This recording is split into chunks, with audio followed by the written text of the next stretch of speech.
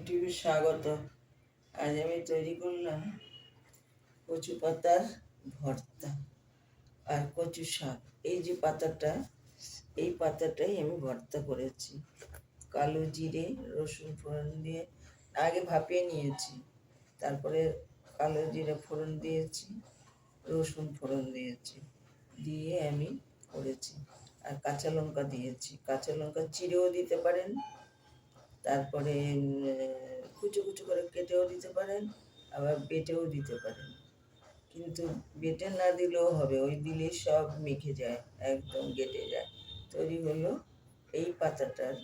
এটা কিন্তু চিনি পাতার নয়, এটা হলো এই যে আমরা যে কচু শাকটা খাই, এই কচু শাকের পাতা। আচ্ছা, আর করেছি কচু শাক ছোলা দিয়ে, আর কালো জিরা রসুন ফোড়ন দিয়েছি। রসুন দিয়ে আমরা তো অনেক রকম খাই, রসুন দিয়ে খেয়ে দেখবেন দারুণ লাগে।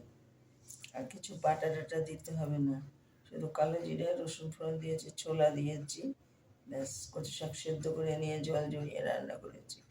আর করেছি ডিমের অমলেট, এটা আমি একটু অন্যরকম করে করেছি। এইভাবেও আমি করি মাঝে মাঝে। আলুটাকে চুরি চুরি করে কেটে নিই, একদম সরু সরু করে, তারপরে একটু তেল দিই, তেলের মধ্যে আলুটা ফেলে দিই, ফেলে দিয়ে এবার ডিমটা পেঁয়াজ দিয়ে লঙ্কা দিয়ে আদা দিয়ে ঘেটে ভালো করে তারপরে ওই আলুর উপর দিয়ে দিই। আলু সেদ্ধ হয়ে যায়, যেহেতু একটু হালকা ভাজা ভাজা করি আর সরু সরু সেদ্ধ হয়ে যায়। ওইভাবেই তৈরি করেছি ডিমের অমলেটটা।